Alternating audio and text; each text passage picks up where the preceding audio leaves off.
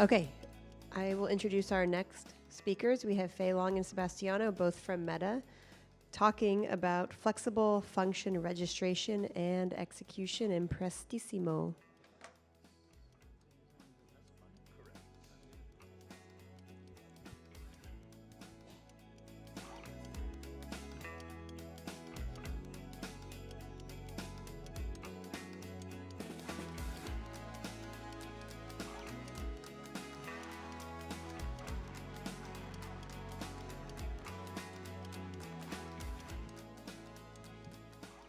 Hi, everyone. Thank you for coming to the talk. So I'm Fei Long.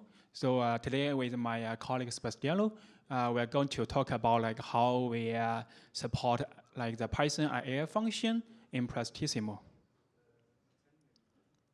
So this is the agenda for today. I'm going to cover the context, the function registration, and my colleague Sebastiano is going to cover the Python runtime, use case, and learning and future work. And we're going to take some QA in the end. So context. What do we want to achieve in here? So we want to add a native Python and AI functions in Presto. So the most straightforward way to do this is to add one UDF for each Python or AI function we want to support. However, this means that we need to do CPP code change for each new function. And also, because the code lives in the Velox and Presto code base, the availability of the function will depend on the Presto release cycle. But we don't want to do this. We want to have it in a flexible way. So we don't want to have any new CPP UDF for the new Presto or AI function. And also, we want to do pure Python code authoring for the new functions. We also want to decouple the availability of the function from the Presto release cycle. The function should be available immediately after the code being merged. And most importantly, so even with this flexibility, we still want it to be easy to use. User should be able to use the function like other regular Presto functions without any overhead over on the user side. And this is how we achieve this. So on the left side, we have an external file system, which have two types of configs. The first one is the function registration config, which includes the functions we want to support and their signature. The second type of configs is a Python script config, which includes the Python script we want to evaluate for the user-defined AI or Python functions. On the Presto side, in the coordinator, we have function namespace manager, which reads the function registration config to register the user-defined functions. On the worker side, we have the Velox UDF, which can execute arbitrary Python script for evaluation. And this UDF is going to execute the Python script config. And we have one function rewriter in the coordinator to rewrite the user-defined function into the Velox UDF. By having all the configs in the external file system, user only need to edit in the file system if they want to support new AI or Python function, or they want to edit existing functions. So by doing this, we achieve the decoupling of the function from the Presto code base. And I'm going to talk about in more detail about the function registration and rewrite.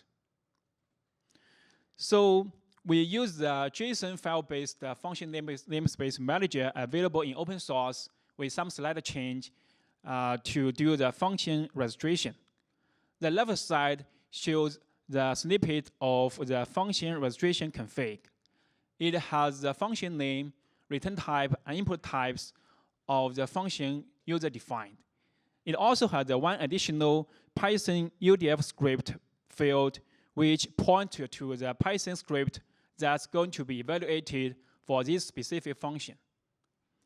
On the right side, we show a sample Python script. Here, because we serialize the data into JSON to pass to the UDF for evaluation, we first deserialize the data, then we process it in Python.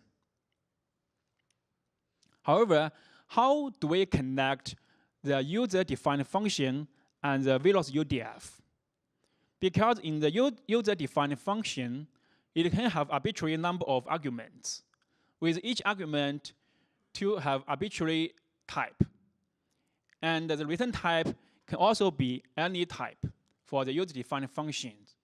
But we want to rewrite this into the Velox UDF, which currently only take 2 arguments, and with each argument to be varchar type. The first one to be the Python script, and second one is a JSON serialized input. And the return type is also a JSON string. And this, on the right side, is the algorithm of how we use the function rewriter to rewrite this. So first, for each function argument, we are going to normalize it into varchar for the user-defined function.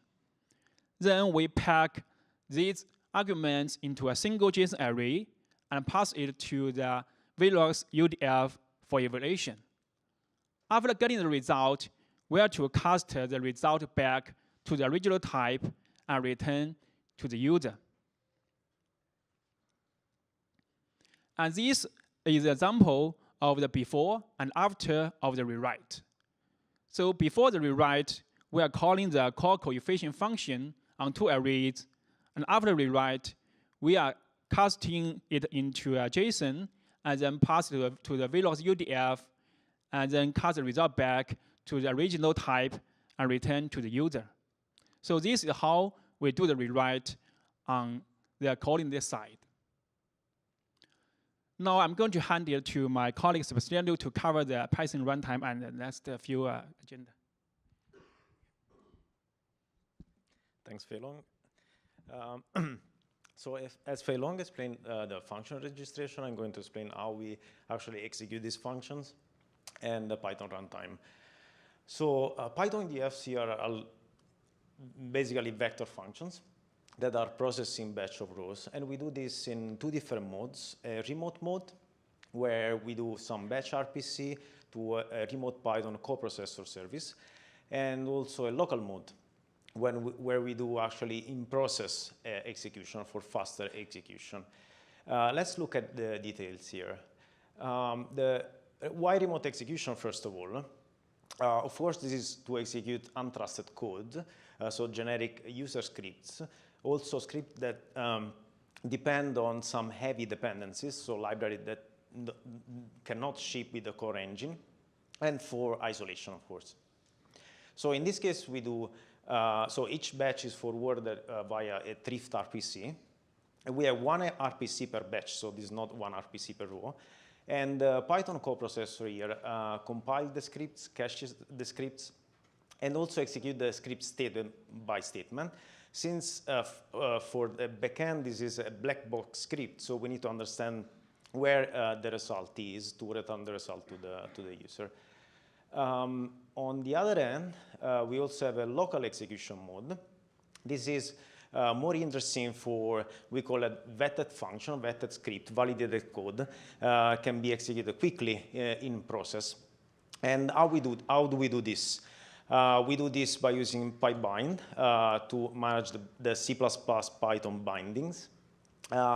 We opted for this mode because we have basically 0 inter-process communication overheads. It is simple, no additional processes to manage. And this can be done in a fairly simple way. So the life cycle here is that a worker, a Presto worker on a startup can actually instantiate the interpreter and release the GIL, the global interpreter lock, right away. There is a bit of management of the lock here that needs to be done. And from there, workers can run normally, as usual. Then on a UDF call for Python, we have to acquire the global lock, execute Python, then release. Now, since I'm talking lock here, you might think that actually workers are serialized on a lock here. Actually, no. the acquisition release needs to be done in terms of calls, but with free-threaded Python that we use here, this is almost a zero cost so there is no real lock acquisition, and the workers can just go with true parallelism executing the Python. Let me talk about a bit of the problems we had when implementing this. Actually, it is very easy to get it wrong. So we first tried a naive implementation here, where we tried to execute, like in the remote coprocessor, statement by statement, row by row. And the problem here is that this way you get a lot of C++ Python boundary crossings. And this can get very, very slow. Actually, this way, a local execution might be even slower than a remote one. So we provide here a set of guidelines, something that we learn while doing this.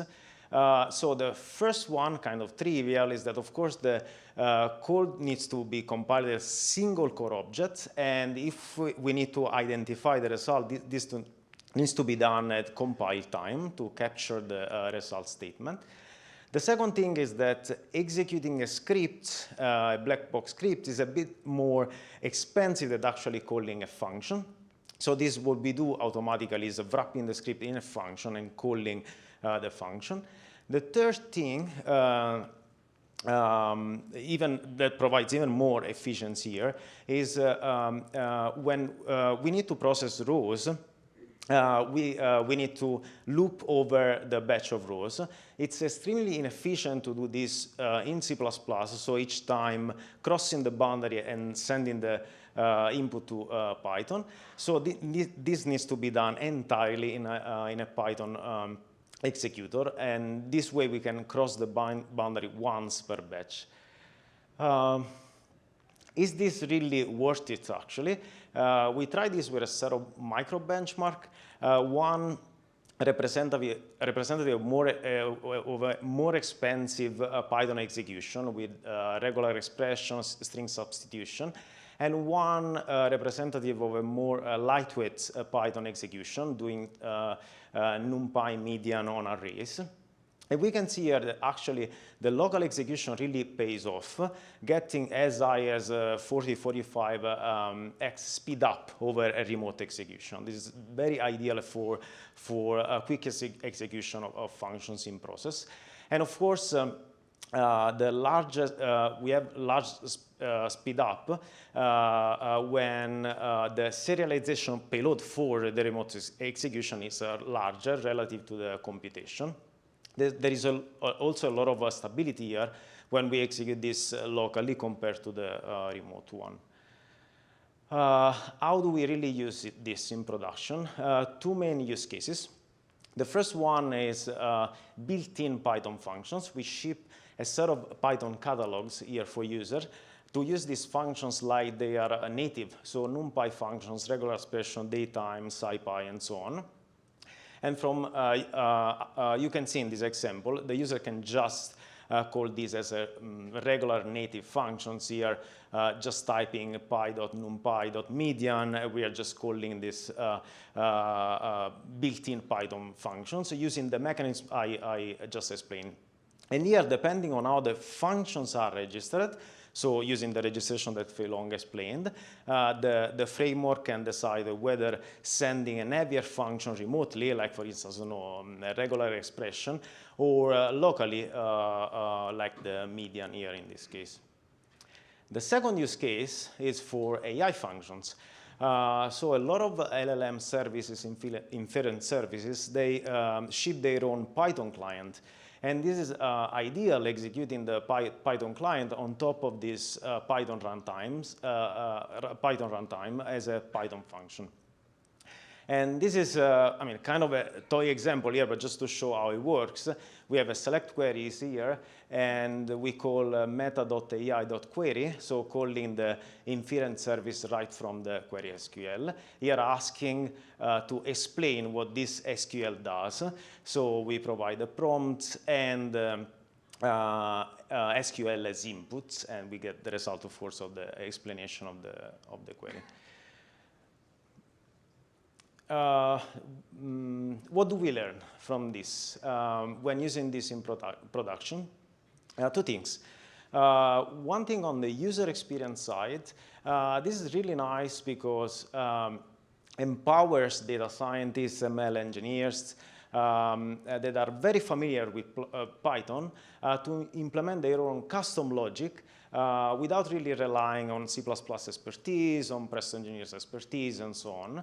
This is also an agile iteration because we can bypass this way the C++ compilation, and also this also reduces the time to production. And this is also a seamless integration because, I mean, as you can see, the user can just use these functions like any other regular native function. We also noticed good benefits on the performance and enablement side. Enablement is clear. We have seen users now calling AI inference from Presto queries, from classification to summarization, also getting embeddings. But also we noticed some interesting effect on performance. Some of these workloads, they do query processing, and then they do some post-processing in Python, probably single process on the client side. What we are doing here, we also bring in the Python execution closer to data, leveraging the parallelism from Presto.